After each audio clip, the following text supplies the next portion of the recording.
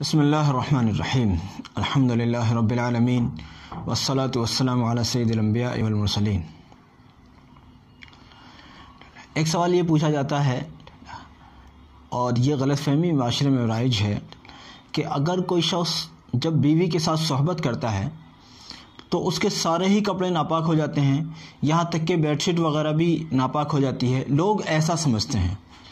اس کی حقیقت کیا ہے، اس کا صحیح پہلو کیا ہے اور اس میں کیا کرنا چاہیے، آئیے آج اس بات کو جانتے ہیں۔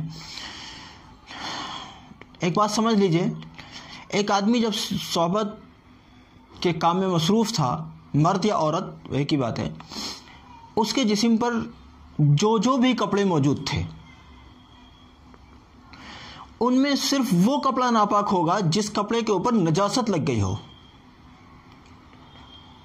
اگر آپ نے ازار پہن رکھا تھا، لنگی پہن رکھی تھی، پاجامہ پہن رکھا تھا، پینٹ پہن رکھی تھی، انڈر ویئر وغیرہ یا کچھ تھا، اگر اس کے اوپر نجاست لگ گئی ہے تو بلا شبہ وہ کپڑا ناپاک ہو گیا، اس میں منی وغیرہ لگ گئی ہے تو وہ کپڑا ناپاک ہو گیا۔ اور اگر اس کے اوپر کوئی نجاست جس کپڑے کے اوپر نہیں لگی ہے، مثال کے طور پر آپ نے اوپر کوئی شرٹ ڈال رکھی تھی، کرتا ڈال رکھا تھا، یا کوئی بنیان وغیرہ آپ نے پہن رکھا تھا، یا کوئی اور اس ٹائپ کا کوئی کپڑا پہن رکھا تھا، تو اس کے اوپر نجاست نہ لگنے کی شرط کے ساتھ وہ ناپاک نہیں ہوا۔ یہی حکم خواتین کے لیے ہوگا، یہی حکم مرد کے لیے ہوگا۔ اگر خاتون نے بھی، بیوی نے بھی اگر کوئی کپڑا پہن رکھا تھا اور اس کے اوپر کوئی نجاست نہیں لگی تو جس کپڑے کے اوپر نجاست نہیں لگی وہ تو ناپاک نہیں ہوا، اور جس کپڑے کے اوپر نجاست لگ گئی وہ ناپاک ہو گیا۔ اب بیڈ شیٹ کی بات کیجئے، بیڈ شیٹ پر بھی اگر نجاست لگ گئی ہے تو ناپاک ہو جائے گی، اور اگر نجاست نہیں لگی ہے، منی وغیرہ نہیں لگی ہے تو وہ بھی ناپاک نہیں ہوگی۔ اب ایک اور چیز، اگر نجاست تو لگ گئی ہے مگر لگی ہے بہت مختصر کا مطلب جو ہتھیلی کا جو یہ گولائی والا جو یہ دائرہ ہے، ہتھیلی کا جو گہراؤ ہے، یہ پورا یہ تقریباً 1 روپے کے برابر ہوتا ہے، یہ 1 درہم کے برابر ہوتا ہے۔ اگر اتنی برابر لگ گئی ہے تو اس کا دھونا لازم ہوگا، اگر اس سے کم لگی ہے تو بھی اس کا دھونا واجب ہوگا، اگر بہت کم لگی ہے تو اس کا دھونا بہرحال افضل ہی ہوگا، ضروری طور پر اس کا دھونا افضل ہوگا۔ لیکن اگر اس گہراؤ کے برابر اگر لگ گئی ہے تو اس کپڑے کو آپ نماز کے لیے استعمال نہیں کر سکتے بغیر دھوئے۔ اب دھونے میں ایک اور بات، بعض اوقات ایسا ہوتا ہے کہ کپڑے کے کسی ایک حصے پر نجاست لگ گئی اور باقی سارا کا سارا کپڑا صحیح ہے۔ دیکھیے، صفائی اور نظافت کا تقاضا تو یہی ہے کہ آپ سارے ہی کپڑے کو اتار کر دھو ڈالیں، بہتر بات تو یہی ہے، لیکن بائی دی وے ایسا موقع نہیں ہے آپ کے پاس میں، تو جس حصے میں نجاست لگی ہے صرف اس حصے کو اگر آپ دھو لیتے ہیں تو بھی آپ کا کپڑا پاک ہو جاتا ہے۔ یہی بیڈ شیٹ کا ہے، یہی آپ کے جسم پر پہنے ہوئے کپڑوں کا ہے۔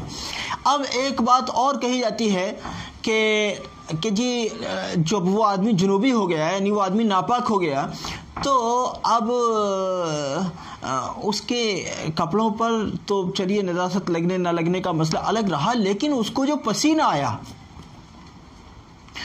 ناپاک آدمی کو جو پسینہ نکلا، تو وہ پسینہ تو چونکہ ایک ناپاک آدمی کا ہے لہذا وہ ناپاک ہوا۔ اب جب وہ کپڑوں پہ لگا تو سارے کپڑوں کو اس نے ناپاک کر دیا، لوگ ایسا کہتے ہیں، لیکن یاد رکھیں شریعت ایسا نہیں کہتی۔ لوگوں کا کیا ہے، ان کا تو کام ہی یہ ہے کہ وہ اپنی طرف سے ایک اپنی کہی، ایک مولانا کی بتا دی، اس میں تھوڑا سا نمک مرچ لگایا اور تھوڑا سا اس میں کمی کی، تھوڑا سا زیادتی کی، اور بس ایک بات بنا کر کھڑی کر دی۔ دنیا کا تو کام ہی یہ ہے، لیکن شریعت کا کام یہ نہیں ہے۔ اگر پسینہ آیا، آدمی ناپاک ہے، ناپاک آدمی کا پسینہ بھی فی نفسی ہی ناپاک نہیں ہے۔ اگر وہ کسی کپڑے میں لگ گیا ہے پسینہ، جیسے مان لیجئے میں بتا رہا ہوں کہ آپ نے بنیان پہن رکھا تھا اور پسینہ نکلنے کی وجہ سے، ناپاکی کی حالت میں پسینے کی وجہ سے وہ بنیان تر بتر بھی ہو گیا یا تھوڑا بہت بھی پسینہ اس کے اندر لگ گیا، تب بھی وہ بنیان صرف پسینے کی بنیاد پر ناپاک نہیں ہوا. علاوہ بات رہی کہ اس کے اندر کوئی ویسی نجاست لگ گئی تو بات الگ رہی. صرف پسینے کی بنیاد پر نہ آپ کی بیڈ شیٹ ناپاک ہوئی، نہ آپ کا بنیان، نہ آپ کا کوئی اور کپڑا. بہرحال اس کو آپ نہانے کے بعد 2 بار آپ پہن سکتے ہیں. یہ بات بڑی اہم ہے اور لوگوں کو اصل میں اس بارے میں معلوم بھی نہیں ہے اور لوگ جاننا بھی نہیں چاہتے. پوچھنے میں کچھ لوگ شرم کرتے ہیں. دیکھو دین میں شرم نہیں ہونی چاہیے، یعنی دین کی بات کو سیکھنے میں شرم نہیں ہونی چاہیے. دنیا داری میں تو شرم ہم کرتے نہیں ہیں، جہاں ہمیں شرم کرنی چاہیے، اور دین کی بات جہاں ہمیں بے تکلف پوچھ لینا چاہیے وہاں ہم شرم کر کے دکھاتے ہیں. بھائی دیکھو اپنے رخ کو ٹھیک کیجیے. حدیث شریف میں ہے کہ ایک شرم جنت میں لے کے جائے گی تو ایک شرم جہنم میں لے کے جائے گی. جہنم میں لے جانے والی شرم وہ ہے جب ہم دین کو سیکھنے میں شرم محسوس کرتے ہیں، وہ جہنم میں لے جانے والی شرم ہے. اور جنت میں لے جانے والی شرم وہ ہے جس کو ہم حیا کہتے ہیں. حیا کہتے ہیں، اور وہ حیا ہمیں عفت اور پاک دامنی کی طرف لے جاتی ہے اور وہ ہمیں جنت کا باعث بنتی ہے. اللہ رب العزت ہماری اس کاوش کو قبول فرمائے. جزاکم اللہ. السلام علیکم ورحمۃ اللہ.